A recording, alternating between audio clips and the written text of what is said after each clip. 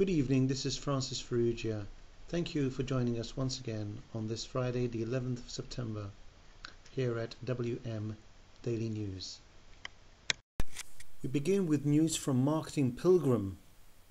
Are you looking for an internet marketing consultant you can trust? Not only does Andy Beale have more than 9 years of internet marketing experience, he's trusted to help hundreds of companies such as Motorola, GlaxoSmithKline, NBC, Lowe's and SAS. Andy's expertise in online reputation management, search engine marketing and business blogging are why he's called upon by the Wall Street Journal, Businessweek, CNBC, NPR and Entrepreneur magazine. When deciding on the right internet marketing consultant for your next marketing campaign, trust someone who's authored a book, spoken at dozens of conferences, and helped thousands of businesses like yours achieve success. No inexperienced account managers, no poorly executed campaigns, and no excuses. That's what you're entitled to, and that's what Andy provides as an internet marketing consultant. In personal life media, Andy goes on to speak about his book, Radically Transparent, on online reputation management. He said writing it pushed his edge harder than anything he's done so far in his life. It shows. This is a great book, chock full of step-by-step instructions and applicable examples that culminates in a 7-step action plan to execute your strategic goals for creating, understanding, managing, growing, and if necessary repairing the online reputation of you and your company. And he balances his advice with both personal and professional wisdom, from offering a how to develop your personal brand with DIY reputation monitoring from the guerrilla marketeer in all of us, to more business-oriented objectives, including the specific steps to execute a social media optimized press release and how to leverage a videogenic CEO. Thanks, Andy. I guess I have a lot to learn. President Obama has led America in commemorating the victims of the 9/11 attacks 8 years ago today. He was in Washington to remember the nearly 3,000 people who died in the attacks on that day.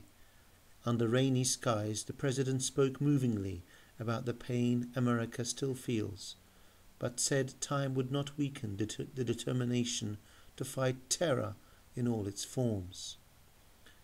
8 Septembers have come and gone. Nearly 3,000 days have passed, almost one for each of those taken from us.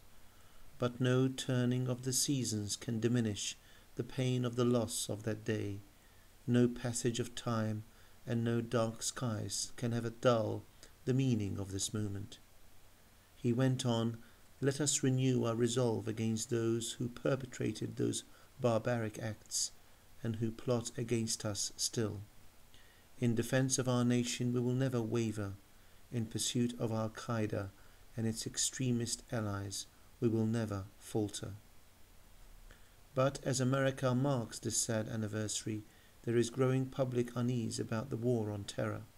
Opinion polls show waning support for the fight in Afghanistan, which is threatening to become President Obama's Vietnam. From the Technological Review, Catherine Burzak writes an interesting article about capsules for self-healing circuits.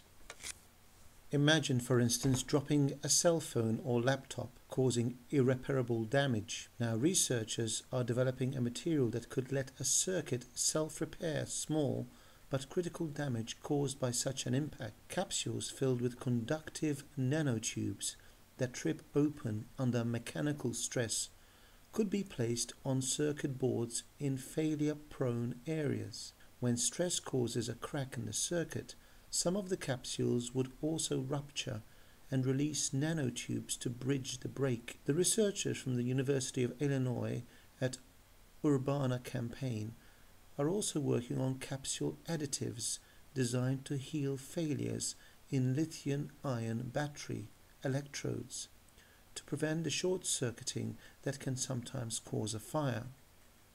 Previous research into self-healing materials has mostly focused on restoring mechanical properties after a damaging event.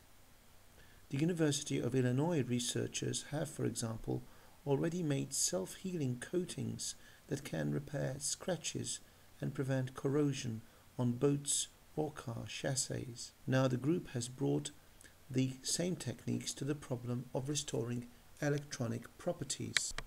We want to address common failures in cell phones and other portable electronics, says Paul Braun, a professor of materials science and engineering at the University of Illinois, who leads the research project with Jeffrey Moore, professor of chemistry, materials science and engineering. These failures may become an even bigger problem as flexible electronics, which are subject to much more mechanical stress, become widespread, says Braun. Polymer capsules filled with carbon nanotubes can restore conductivity to electrical circuits when ripped open. The nanotube suspension inside the capsules is visible in the light microscope image above. The image below from a scanning electron microscope shows the surface of the polymer capsules. What will they think of next? Finally, the ethical debate about stem cells is often shrouded in mystery and confusion. We ask, what are stem cells? Stem cells are a special type of cell that can easily divide to create new cells.